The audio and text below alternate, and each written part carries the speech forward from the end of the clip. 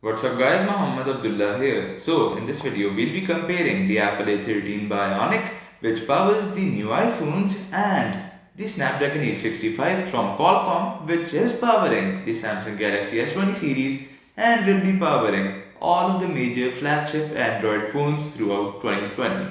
Alright, so let's get started. So to compare them, I'll be looking at two benchmarks, number 1 and 2 and number 2 Geekbench. I'll be using Geekbench for CPU only and I'll compare the GPUs using the N22 benchmark. Alright, so they are both 7 nanometer plus based architectures, which means they are both very efficient processors and they are actually really high performing ones too. See, the Apple A13 Bionic has a 6 core CPU with only 2 high performance cores and 4 low performance cores. On the other hand, the Qualcomm Snapdragon 865 is an 8 core CPU with 4 high performance cores and 2 low performance cores. By seeing this, you might be thinking that the Qualcomm Snapdragon 865 is way faster. Actually, it's the complete opposite. Not the complete opposite, but it's the opposite. The Apple A13 Bionic has a faster CPU. I'll show you the numbers, don't worry about that. See, in Geekbench 5, in single core score, the Apple A13 Bionic scores around 1300 points, while the Qualcomm Snapdragon 865 scores around 900 points.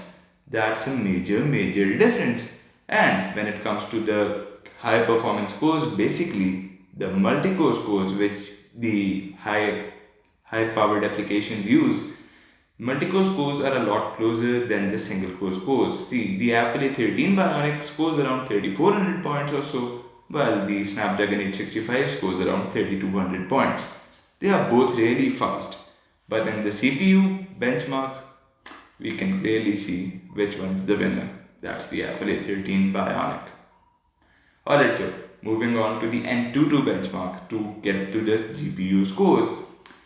GPU scores are actually a bit of a tie. See, sometimes the N22 benchmark, I think, because of its high energy consumption, overheats the phones a lot. So there is a lot of discrepancy between the scores. As I've seen both of their scores, total scores I'm talking about, not just the GPU scores. I've seen both of the total scores, both of the phones' total scores around from 500,000 to 550,000. Sometimes there is a win for the iPhone and sometimes there is a win for the Android phone, basically the Apple A13 Bionic or the Snapdragon 865. They both are really fast though, don't worry about that. You can throw anything at them, whether it be video editing, photo editing, heavy applications, loading Excel files, whatever it is, they'll just blow through it. But in all of those tasks, the Apple A13 Bionic powering the iPhones will be just a little bit faster. The difference won't be that huge, but it's going to be there. You might not actually be feeling it, it's going to be there either way. Alright, so thanks for watching, and I'll catch you in the next one. Peace.